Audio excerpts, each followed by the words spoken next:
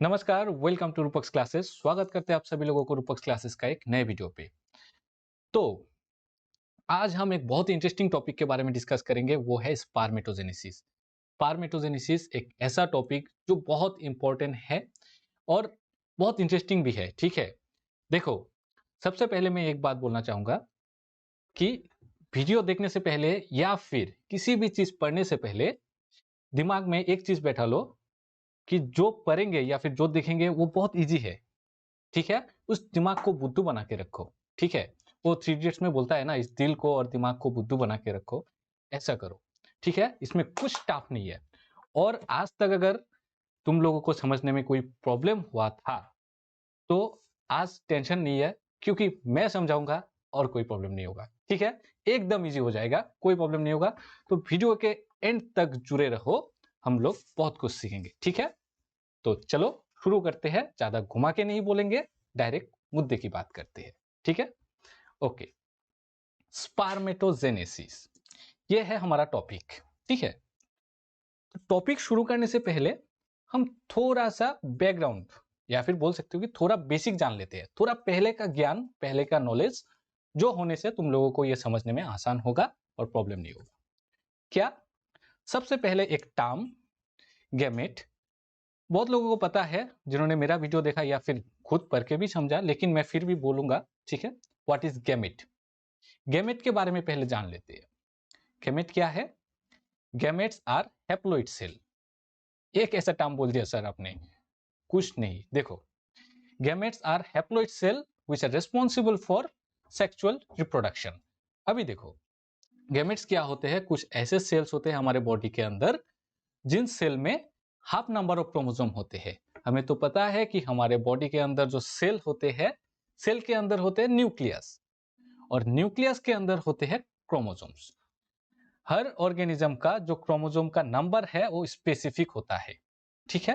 इसका मतलब जैसे कि ह्यूमन बीइंग में 46 नंबर ऑफ क्रोमोसोम होते हैं बॉडी सेल में, ठीक है? मतलब न्यूक्लियस के अंदर 46 क्रोमोसोम होते हैं, ठीक है? ऐसे ही हर ऑर्गेनिज्म में डिफरेंट डिफरेंट होते हैं। हम ह्यूमन बींग्स के बारे में बात कर रहे हैं, तो यहाँ पे इससे सीखेंगे, ठीक है? तो 46 क्रोमोसोम होते हैं बॉडी सेल में। तो ये जो जितने भी बॉडी सेल है, ठीक है, एक्सेप्ट फॉर आरबीसी, सब सेल में 46 नंबर ऑफ क्रोमोसोम होते हैं, ठीक है? लेकिन एक ऐसा भी सेल है हमारे बॉडी में, एक ऐसे टाइप का सेल है जिसके अंदर हाफ नंबर ऑफ क्रोमोसोम होते हैं। दैट मीन्स 46 का हाफ कितना होता है? 23, ठीक है? वो सेल कौन सा है? वो सेल है गैमेट सेल। ये गैमेट सेल क्या होते हैं? ये गैमेट सेल सेक्सुअल रिप्रोडक्शन के समय काम आते हैं। गैमेट प्रोड्यूस होते हैं मेल बॉडी और फीमेल बॉडी दोनों में, ठीक है? मेल बॉडी में मेल गैमेट फॉर्म होते हैं जिसे हम बोलते हैं स्पर्म, ठीक है? जिसका एक टेल होता है, ये पिक्चर देखा ही होगा सबने, ठीक है? लास्ट स्लाइड में देखा ही होगा सबने, है ना? और फीमेल बॉडी में गैमेट प्रोड्यूस होता है, उसे हम बोलते हैं एग, ठीक है? तो ये एग एंड स्पर्म में 23 नंबर ऑफ क्रोमोसोम होते हैं। ये है हैप्लॉइड सेल, इसे ही हम बोलते हैं गैमेट। ये दोनों गैमेट फ्यूज होते हैं, फ्यूज होके बनते हैं जाइगोट, जाइगोट से एम्ब्रायो, और एम्ब्रायो से अल्टीमेटली बेबी होते हैं, ठीक है? ओके, सब क्लियर हो जाएगा, कोई प्रॉब्लम नहीं है। धीरे धीरे सब क्लियर होगा, देखते रहो, ठीक है? चलो अब हम नेक्स्ट में मूव करते हैं। Types of gamete. ये टाइप्स ऑफ गैमेट मैंने ऑलरेडी यहाँ पे बोल ही दिया। Male gamete, female gamete. Male gamete को हम बोलते हैं स्पर्म, फीमेल गैमेट को हम बोलते हैं एग, ठीक है? ये है स्पर्म, ये है एग। टाइप्स ऑफ गैमेट समझ में आया? ओके। अभी देखो, अभी हम देखते हैं और एक टर्म जिसे हम बोलते हैं गैमेटोजेनेसिस। ये गैमेटोजेनेसिस क्या है? गैमेट क्या है? सेल है। तो ये जो सेल है, ये सेल फॉर्म कैसे होंगे, उस प्रोसेस को ही हम बोलते हैं गैमेटोजेनेसिस, ठीक है? That is the formation of gamete is known as gametogenesis. Clear हुआ? ओके। गैमेटोजेनेसिस का दो टाइप होता है, एक है स्पर्मेटोजेनेसिस, दूसरा है oogenesis। टर्म देख के ही समझ में आ जाएगा क्या है spermatogenesis. Spermatogenesis means formation of sperm is known as spermatogenesis, and formation of ovum or egg is known as oogenesis। Clear हुआ? ओके, बहुत सिंपल है, कोई प्रॉब्लम नहीं है। चलो, क्लियर हुआ यहां तक बेसिक। अभी हम मेन जो हमारा टॉपिक है हम जानेंगे स्पर्मेटोजेनेसिस के बारे में, इसके बारे में डिटेल्स में यहाँ पे डिस्कस करेंगे। नेक्स्ट वीडियो में oogenesis को हम डिटेल्स में जानेंगे। यहाँ पे बाकी सब दूर में रखो, सिर्फ स्पर्मेटोजेनेसिस में हम ध्यान देंगे। ओके, चलो। सो स्पर्मेटोजेनेसिस एक प्रोसेस है जिससे स्पर्म बनेंगे। अभी ये कहाँ बनेंगे, बॉडी के किस ऑर्गन में बनेंगे, ये थोड़ा हम देख लेते हैं, ठीक है। ओके, हमारे बॉडी में जो स्पर्म बनते हैं वो बनते हैं प्राइमरी सेक्स ऑर्गन के अंदर। प्राइमरी सेक्स ऑर्गन वो है जिसके अंदर गैमेट बनते हैं और साथ में वो कुछ सेक्स हार्मोन रिलीज करते हैं। एकदम सिंपल क्लीन, मैं बहुत इजी टर्म में बोल रहा हूँ, ठीक है। तो हमारे बॉडी में जो प्राइमरी सेक्स ऑर्गन है वो है टेस्टिस, ठीक है। इसे हम बोलते हैं क्या, टेस्टिस। सबने तो सुना ही होगा इसका नाम, सुना ना। ओके, रुको ये इंक चेंज कर लेते हैं। सो ये है टेस्टिस। टेस्टिस के अंदर बनेंगे स्पर्म, ठीक है। और स्पर्मेटोजेनेसिस का पूरा प्रोसेस ये टेस्टिस के अंदर बनेगा, ये जो राउंड स्ट्रक्चर है, ठीक है। तो टेस्टिस के बारे में जिन लोगों को नहीं पता, मेरा प्रीवियस वीडियो चेक करो, क्लियर हो जाएगा, ठीक है। बहुत इजी है, समझ में आ जाएगा, ठीक है। चलो, टेस्टिस के अंदर बनते हैं स्पर्म। अभी हम टेस्टिस के अंदर कहाँ पे स्पेशली बनते हैं, कैसे बनते हैं, वो अभी डिस्कस करेंगे हम इस वीडियो में, ठीक है। तो देखो, टेस्टिस को अगर हम ऐसे डाइसेक्ट कर देते हैं, ठीक है, ठीक है, ऐसे अगर हम काट देते हैं, काटने के बाद हम उसको साइड से देखने से क्या दिखता है, टेस्टिस के अंदर कुछ ट्यूब जैसा होते हैं, ठीक है। ऐसा ये देखो बहुत सारा ट्यूब है ना, ट्यूब जैसा होते हैं। इन सब ट्यूब को हम बोलते हैं सेमिनिफेरस ट्यूबल्स। सेमिनिफेरस ट्यूबल्स, ये सेमिनिफेरस ट्यूबल्स ये एक साथ मिलके कुछ कॉम्प्लेक्स स्ट्रक्चर बनाएगा, फिर ये कॉम्प्लेक्स स्ट्रक्चर मिलके कुछ और कॉम्प्लेक्स स्ट्रक्चर बनाएगा। मतलब ऐसा ट्यूब्स का बहुत नेटवर्क होता है इनसाइड द टेस्टिस। ये मैंने लास्ट वीडियो में डिस्क्राइब किया, जिसको समझ में नहीं आ रहा है वो देखो, क्लियर हो जाएगा। अल्टीमेटली ऐसा जंक्शन बनाने के बाद एक ट्यूब बनेगा जिसे हम बोलते हैं वस डिफरेंस, ठीक है। ये सब बहुत इजी है, देखो लास्ट वीडियो, क्लियर होगा। भास डिफरेंस बनेगा, ये भास डिफरेंस से ही ये स्पर्म बनने के बाद स्पर्म यहां से बाहर आएगा। चलो, इतना हमें नहीं जानना है इस वीडियो में। यहाँ पे देखो, अभी हमें पता चला कि टेस्टिस के अंदर सेमिनिफेरस ट्यूबल्स होता है। इस सेमिनिफेरस ट्यूबल्स को हम अब काटेंगे, ठीक है। हम बहुत अंदर जा रहे हैं, ठीक है।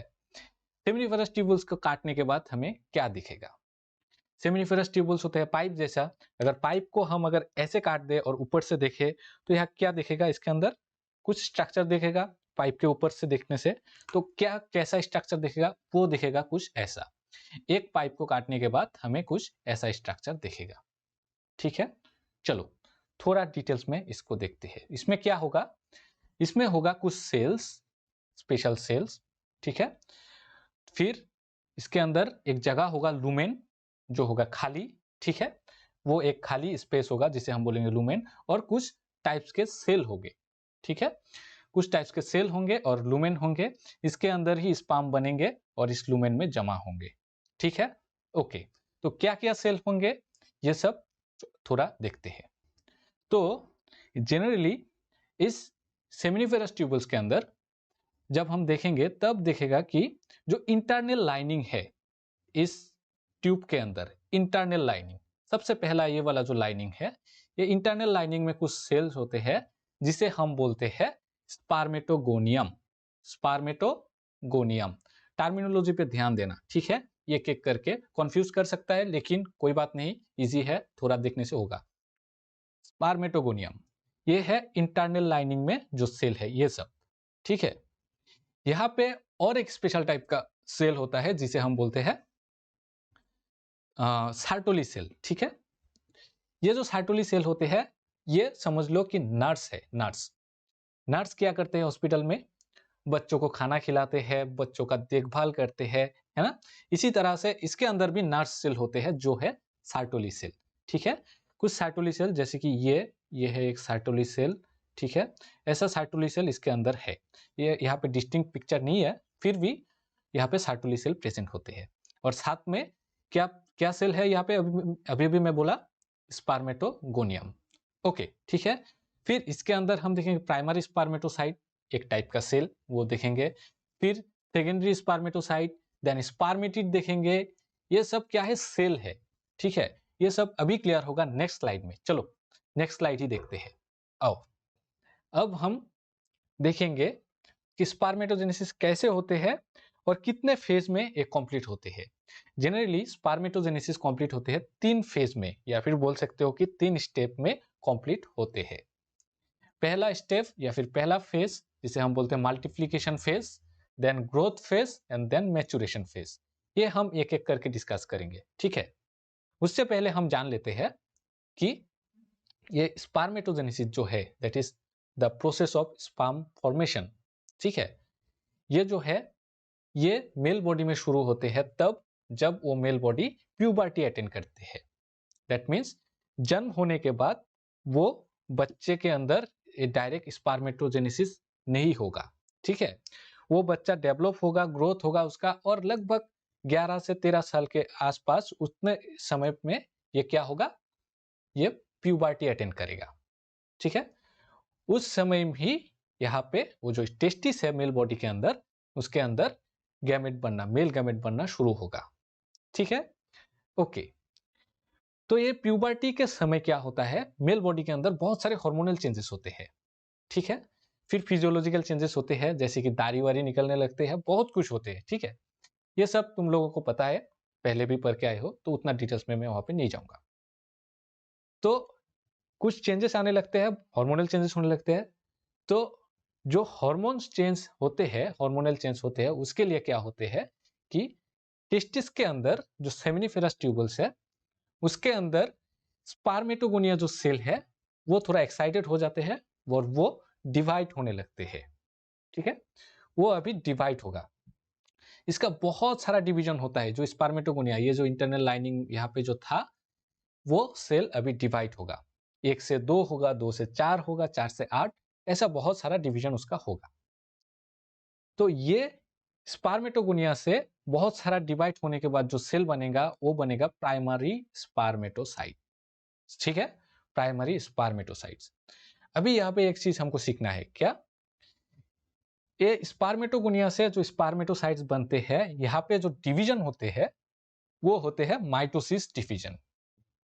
माइटोसिस, मियोसिस हम सेल डिवीजन में बहुत अच्छी तरह से सीखेंगे, फिर भी मैं थोड़ा बोल रहा हूँ यहाँ पे क्या होता है कि सेल डिवीजन के समय हमारे सेल के अंदर जितना क्रोमोसोम होते हैं वो 2 टाइप से भाग हो सकते हैं।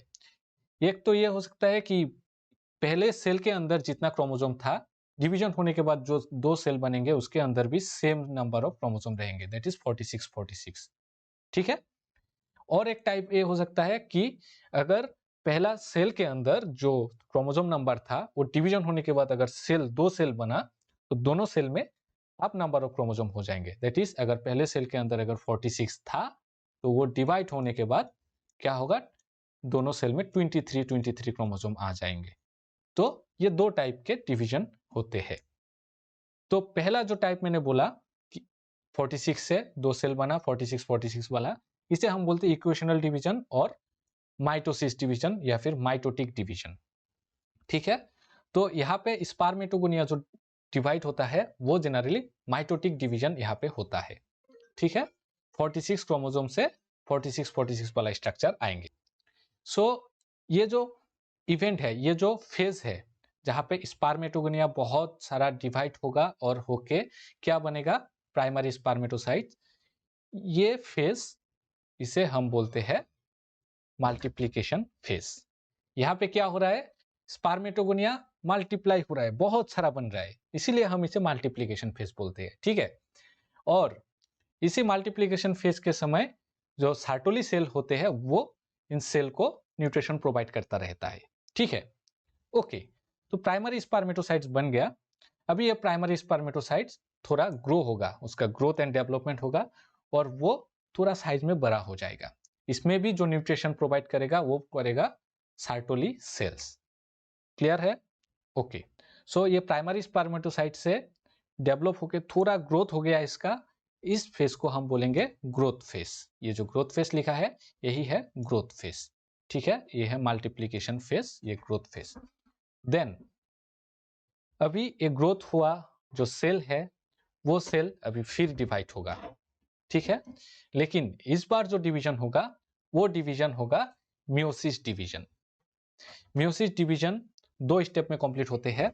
एक है meiotic division, first meiotic division, then है second meiotic division. First meiotic division is reductional division, second meiotic division is equational division. Clear नहीं हुआ? चलो मैं बोलता हूँ। सो इसके अंदर प्राइमरी स्पर्मेटोसाइट के अंदर भी 46 नंबर ऑफ क्रोमोसोम ही है, क्योंकि मल्टीप्लिकेशन हो रहा है। कौन सा मेथड से हो रहा है? माइटोसिस मेथड से, इक्वेशनल डिवीजन से। तो इसके अंदर भी 46 था, सब में 46 क्रोमोसोम आ रहा है। लेकिन अभी जो डिवीजन होगा वो डिवीजन होगा मियोटिक डिवीजन। यहाँ पे 46 से 23 क्रोमोसोम आ जाएगा और जो सेल बनेगा वो बनेगा सेकेंडरी स्पर्मेटोसाइट, ठीक है। ये है सेकेंडरी स्पर्मेटोसाइट। अभी सेकेंडरी स्पर्मेटोसाइट देखो यहाँ पे क्या हुआ, एक प्राइमरी स्पर्मेटोसाइट से दो सेकेंडरी स्पर्मेटोसाइट बना, जिसके अंदर हाफ नंबर ऑफ क्रोमोसोम बना।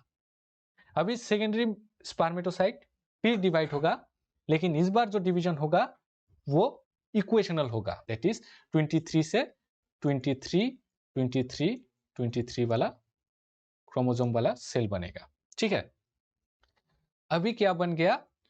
सेकेंडरी स्पर्मेटोसाइट से स्पर्मेटिड बन गया, ठीक है। एक ऐसा स्ट्रक्चर, एक राउंडेड स्ट्रक्चर जिसके अंदर 23 नंबर ऑफ क्रोमोसोम है।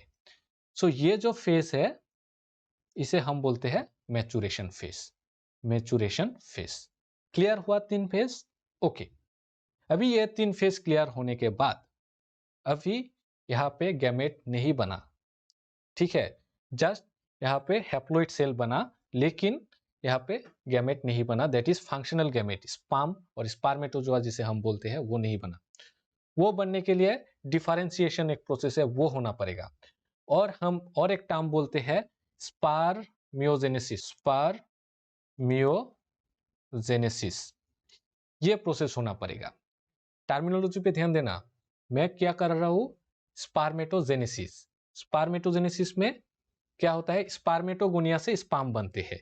ये पूरा प्रोसेस को हम स्पर्मेटोजेनेसिस बोलते हैं।